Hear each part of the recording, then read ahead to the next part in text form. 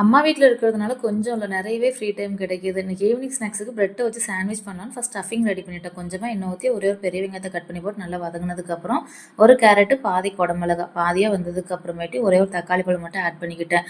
Sweet கார்ன தனியா வேக வச்சு வச்சிருந்தேன். அதையும் ஆட் பண்ணி நல்லா மிக்ஸ் பண்ணி விட்டுட்டு, தேவையான அளவு உப்பு, மிளகாத்தூள், மஞ்சத்தூள், கரம் மசாலா அந்த பொடியோட ஸ்மெல்லாம் போனதுக்கப்புறம் நல்லா மிக்ஸ் பண்ணி விட்டு ஆஃப் பண்ணி வச்சுட்டேன். வீட்லயே மைனஸ் பண்றது எப்படின்னு சொல்லி யூடியூப் பார்த்து வச்சிருந்தேன். 2 முட்டை, 4 பல் பூண்டு, 1 ஸ்பூன் மிளகு, கொஞ்சமா ஆயில் ஊத்திட்டு, சுகர் அண்ட் சால்ட் போட்டு கொஞ்சமா லெமன் ஊத்தி நல்லா பிளெண்ட் பண்ணி எடுத்தேன்னா, சூப்பரா இருந்துச்சு. அப்படியே கடையில சாப்பிடுற மாரியே இருந்துச்சு.